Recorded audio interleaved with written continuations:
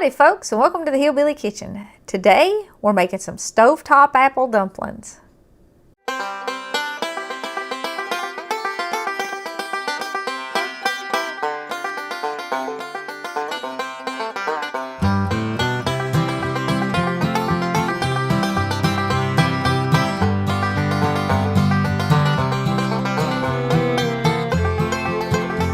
This is a really good, really old, simple recipe, and you don't need an oven, so you ain't gonna heat the kitchen up. And it's one of those desserts that we had all the time when I was a kid, and I know folks are gonna ask, yes, this is good with other fruits, almost any other fruit. You just change the ingredients a little bit, but not much. So let's go over what we're gonna need real quick, and then we'll get started cooking.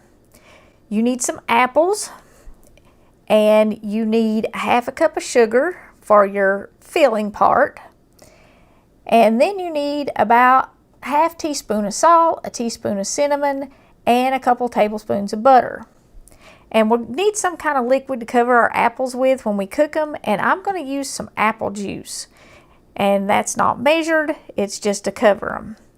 For our dumplings, we need about 3/4 of a cup of self-rising flour, and then I got a little bit extra here. We're gonna add a little bit extra baking powder to it because we really want them to be fluffy.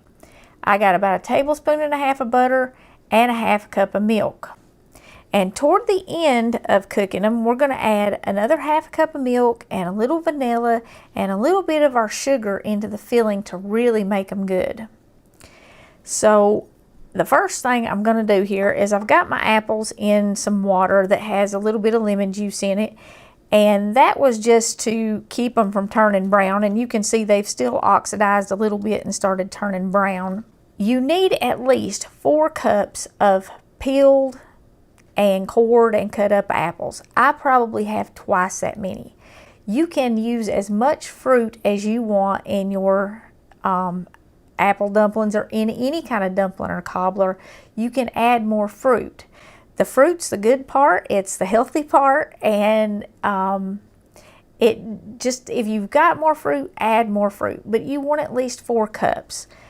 And I'm using wine sap apples today. You can use Galas, you can use Granny Smith, you can use whatever you've got. The wine saps I've heard are getting really hard to get a hold of. But I happen to have a tree in the yard, and I measure my apples the same way my granny did. I go pick a bag and I peel and cut till I'm tired of peeling and cutting. So I said I use at 6 to 8 cups usually instead of 4, but you need at least 4. And I've got these in this water with this lemon juice. I'm going to drain that off because I don't want that in my apple dumplings. Now you can, if you want to, you can leave that water in there and you can use that water to cook your apples in. But because I'm using the wine saps and they're pretty tart, and this time of year they're really tart, if you wait until later in the year, toward the end of August, there'll still be quite a few on the tree, and they're a little bit sweeter, but they're still tart. A wine sap is a tart apple. If you're using a sweet apple, the water would probably be fine. But I'm going to use the apple juice so that I don't have to add so much sugar. If I used water, and especially if I left the lemon juice in my water, which you can do, I would have to add probably 1 cup to 1.5 cups of sugar to these apples. And that's a lot of sugar in what should be kind of a natural dessert. So just add the liquid until you've about got your apples covered. And I've also used other kinds of juice in this. I've used grape juice in it if I didn't have any apple juice, and even orange juice, or just water. Any of them will work. Just make sure you have enough liquid to cover the apples. And I'm going to go ahead and add almost all of my 1/2 cup of sugar. And you might have to adjust the sugar based on the apples you're cooking. I'm going to leave a tablespoon or 2, and I'm going to add that in at the end with my milk and my vanilla. Okay, and I want to go ahead and put in my salt and my butter and my cinnamon. You don't have to have the salt in this if you don't want it, but salt is a really good flavor enhancer, and it will make the flavor in those apples really pop.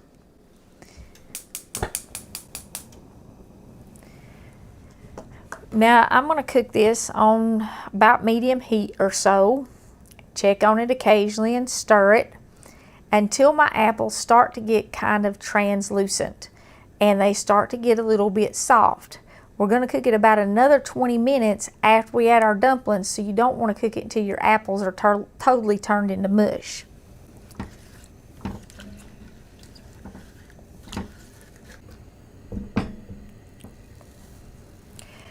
Okay, once you get all your ingredients in your pot, give it a stir or two. And if you're like me, you want to check and make sure you didn't leave any of your apples in there in great big chunks or whole halves of apples or anything, because I tend to do that. And just stir the pot and look, and if you got any big chunks, cut them up before it gets too hot. You don't want to leave great big pieces in there because they won't get cooked and the rest of the apples will be overcooked. Just make sure you got them about all the same size, kind of like this. And once you get that all done, just put the lid on it and, like I said, let it cook. And how long it's going to cook is really going to depend on what kind of apples you're using. The wine saps are a really crisp apple. They're not only tart, but they're crisp. So it's going to take a little bit longer for them to cook. If you were using like galas, they're a lot softer. Red Delicious, if you decided to use something like that in them, they're definitely a lot softer. So are Golden Delicious. The Granny Smith are also kind of crisp. So, you know, they would take a little bit longer to cook. But you can make it with any variety of apple. It's just whatever you got. That's the great thing about recipes like this. You don't have to be too picky with them.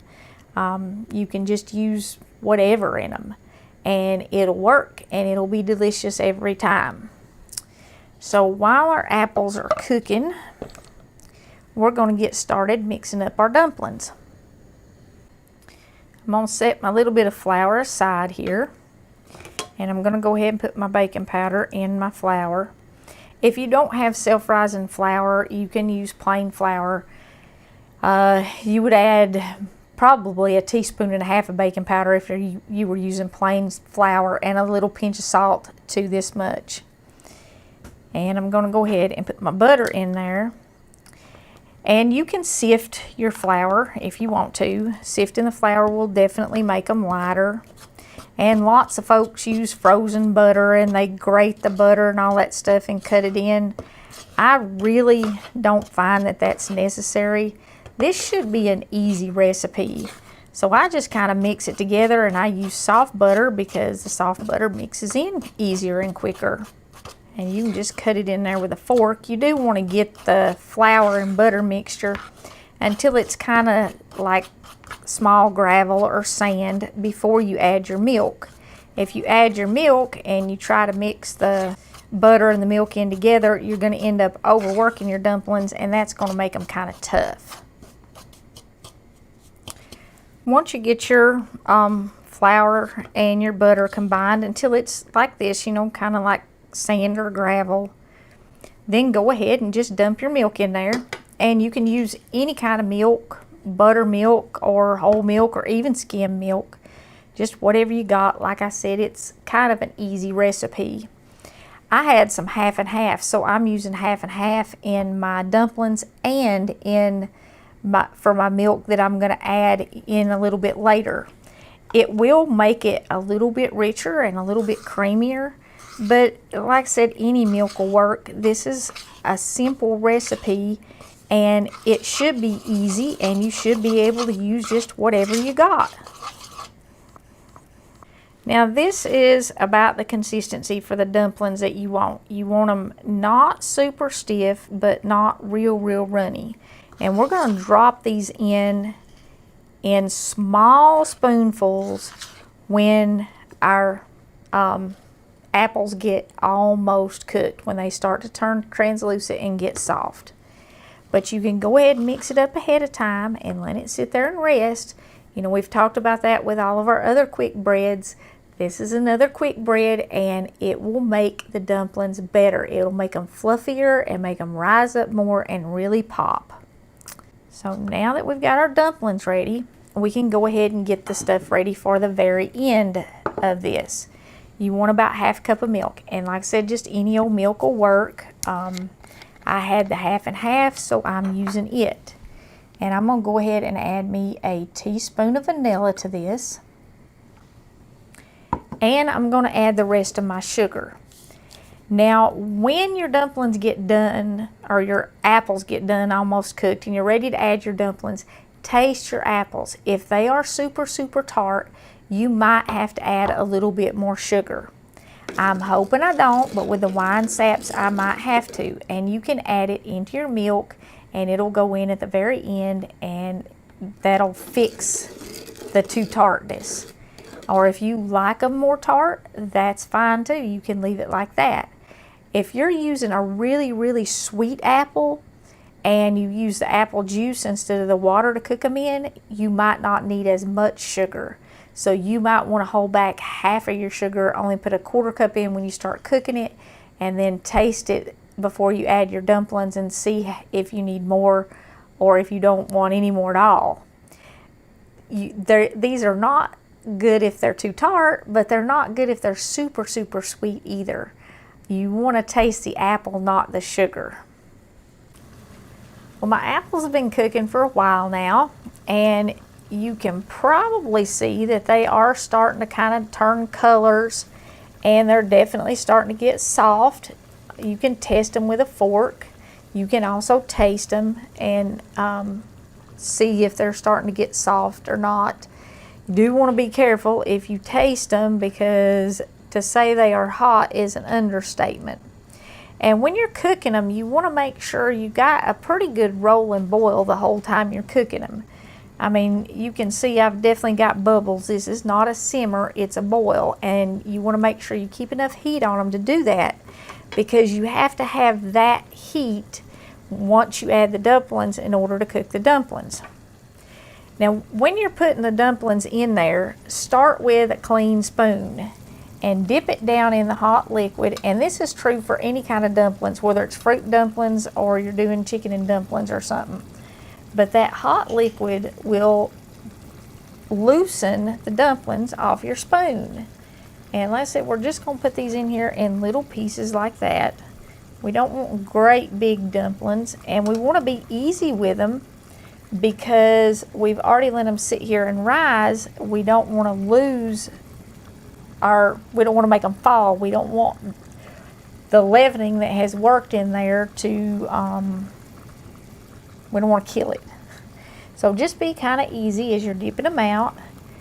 And like I said, that hot liquid will help them release from the spoon.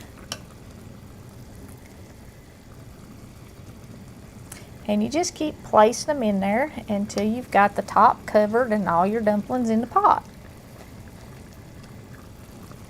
This is a really good recipe for camping, and it's a good recipe for summertime, you know, if you don't want to heat the kitchen up. Good recipe for all your cookouts and stuff. If you've got some way to cook outside, even just a burner on the side of your grill, or take a camp stove out by the fire pit or something and cook these. And some vanilla ice cream in the summertime, and you don't have to sit in the kitchen and heat it up. But, you know, when we were kids, Granny and Dot, Mom and all of them, they'd make a Dutch oven this size plumb full. But they were feeding the crowd. In fact, I don't think I ever remember making any kind of fruit dumplings on the stove like this and not absolutely filling the pot completely full. So you can double or triple this recipe. I mean, obviously, if you had the pot completely full of apples, you'd probably want a few more dumplings than what I mixed up here. And you could have done twice as much dumpling batter with the fruit that I had. But I'm just making them for me and Brett, and this is plenty of dumplings. And we'll have a lot of extra fruit, but that's okay. The fruit's the good part. Lots of folks ask about sugar substitutes on just about every recipe. And you can use any kind of sugar substitute in this. If you need to substitute the sugar, just use your favorite sugar substitute. It doesn't have to be regular table sugar. You could sweeten them with honey, maple syrup. You could sweeten them with frozen concentrated apple juice, or any sugar substitute will work. And folks always ask about a gluten substitute. Just use your favorite gluten-free biscuit mix to make the dumplings. Okay, now once you got the dumplings all in there, you want to cover this, and you want to cook it for at least 15 minutes. So I'm going to set a timer because I'll lose track of time and my dumplings will be cooked to death. While our dumplings are cooking, I've got just a minute and I want to share the mail with you. I got a book of poetry from Sharon Farley. She wrote this herself, and it is inspirational poetry. It's biblically based poems that are intended to kind of give you a little bit of a boost. And I'm sure you can find it online. I haven't actually looked. Like I said, she sent this to me because so I don't know how to order it. She didn't send me information on how to order it, but it's called Bubbling Up, Release from Within. So if you want to get that, maybe you can find it. Thank you very much, Sharon. And I got a book from, it doesn't have a first name, it says R. Pennington. And it's a book on the Protestant Reformation. I got a very nice letter from Leland, and Leland is starting his own business where he's going to make things, and he says he's going to disconnect from the internet, so it was kind of a goodbye letter. If you're going to make homemade, anything that's handmade, you might want to reconsider that disconnecting from the internet, because there's a lot of great platforms online where you can sell your stuff. You can certainly sell it on platforms like Etsy, and even the marketplace on Facebook, they have an option to ship now. So you might want to reconsider that disconnect. But thank you very much for your letter. I truly do appreciate it.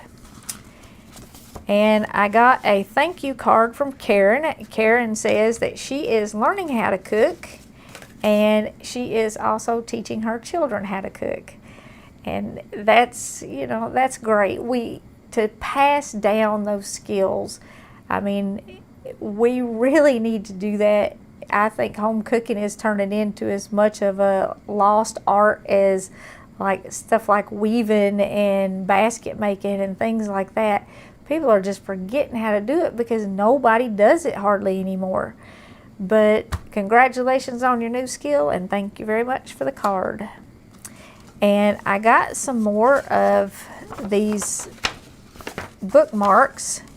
Sheila sent us some more, and she sent some personalized ones for other members of the family, and she sent one with our last name on it, and she generously offered to send them to the rest of our family, which I appreciate very much.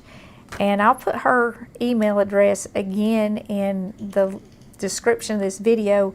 These bookmarks are just so cute, and Brett loved them, and little things like that I think are important to keep around, just to kind of keep you motivated and to keep your spirits up. And they not only have verses on the front, or they're personalized on the front, but every one of them, she has James 1:17 on the back. Every good and perfect gift comes from above.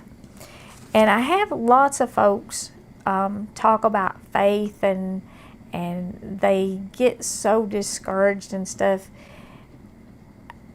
Where our faith is at and our attitude is really our choice. It's our decision, just like the decision of whether or not to be saved and believe in Jesus and choose to follow Him. That's our decision. Our faith is also our decision. If we look for the good and perfect things that come from God, if we look for the good, then we will find the good. And when we find the good, the more we look, the more we're going to see. And when we find that good in our lives, we're going to see God in our lives. So it really is a decision. Are you going to look for the good things that come from God? Or are you going to focus on the trouble and the turmoil and the chaos and the bad stuff that's in the world? So if you don't learn any other verses, maybe you want to learn that one. Every good and perfect thing is from God. Look for the good. Focus on the good.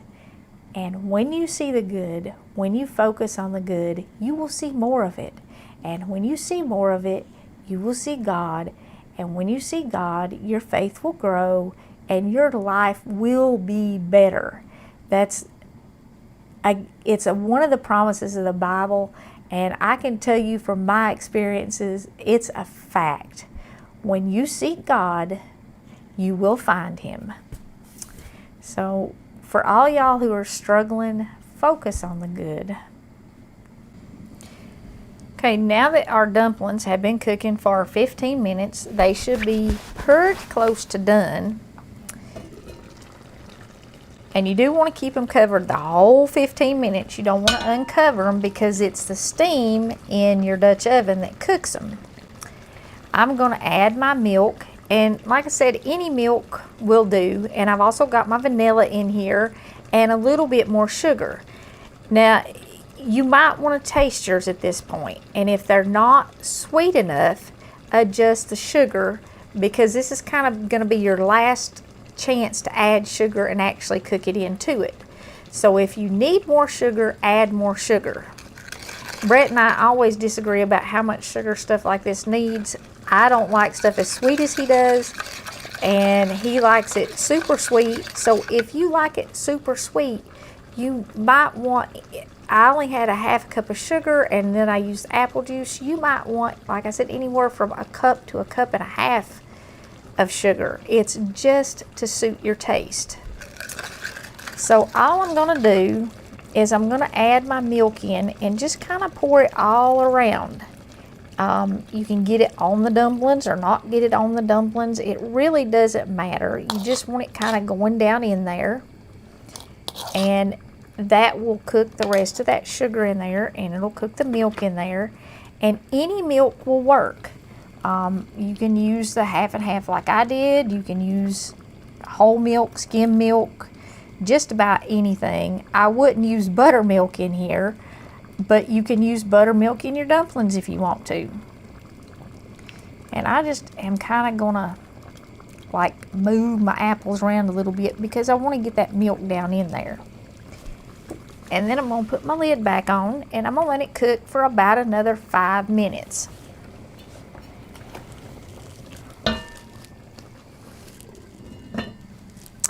Now, I have seen folks that add a tablespoon or so of flour into the milk when they add the milk to actually thicken the dumplings up. I've never done that. There's some, the flour in the dumplings actually gets in the juice in your filling and it thickens it up, and also that milk is going to thicken it up a little bit as it cooks. So I have never had to add more flour into my milk to thicken up my liquid. I've never had that much liquid. I've always had plenty because I always use way more fruit than what the recipe calls for. The recipe only calls for, like I said, about 4 cups, but I use twice that much almost always. And you don't have to, but I don't really think the flour is necessary. If you get to this last step where you're getting ready to pour your milk in there and your dumplings are really, really watery looking, maybe you put too much water or too much juice in them when you started cooking them, you can add that tablespoon of flour and thicken them up. That's your last chance. And when you cook it for that 5 minutes, that's going to cook that flour, so you're not going to have a floury taste to your dumpling filling. Okay, after you let them cook for that last 5 minutes with the milk in there covered, your dumplings should be done and ready to enjoy. You might want to give them just a few minutes to sit and settle down after you turn the heat off. I mean, you can see here I've got mine sitting over on the countertop and I've still got all kind of little bubbles in there. It's still actually boiling. And as they sit there and you know, like I said, after you give them 5 minutes or so to sit there, and I would definitely recommend giving them 5 minutes or so to sit, all of this liquid in here is going to get much thicker. You can see it's still pretty runny right now, but over the course of the next 3, 4, 5 minutes, as it starts to cool down, that's all going to thicken up. So you don't want to panic and try to add that flour in there, or you'll end up with, well, it'll be thicker than an apple pie if you do. The filling is going to be similar to an apple pie, but you want some juice in it, more than what you would have with an apple pie. You know, the difference between a pie and like this is when you cut the pie, you actually want it to stay together. This you're going to spoon out into a bowl, and you can top it with fresh whipped cream or vanilla ice cream or nothing at all.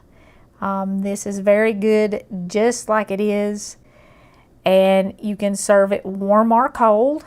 Once you put it in the refrigerator, you do want to store it in the refrigerator. What you don't eat while it's fresh, you want to put it in the refrigerator in an airtight container and store it in there. There's not any real trick to doing this. Adjust the sugar and the cinnamon to suit your taste. The dumplings are super easy to make. You can make this with a lot of different fruits, peaches, pears. Pear season is also coming up. Just about any kind of berry it'll work. You want to change the spices a little bit. You might not want cinnamon in some of your berries. But that is all there is to it.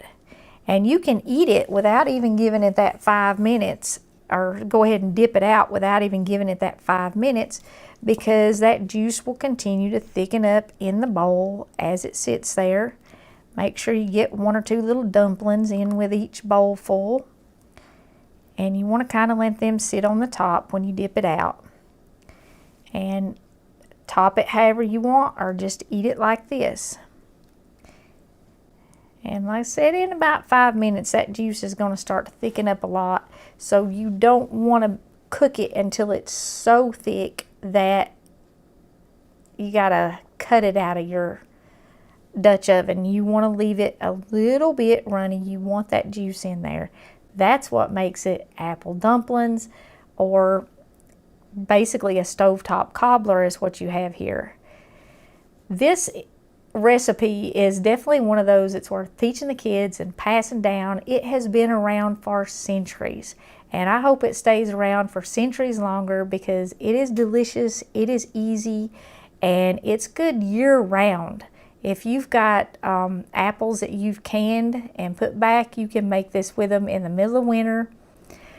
And I know folks are going to ask if it works with apple pie filling. You could make it with apple pie filling, but you're going to have to be really, really careful, because it's already thickened, and you are going to have to add a little juice or something to it to thin it out a little bit. So if you're trying this with apple pie filling in the wintertime, you're going to want to thin it out a little bit.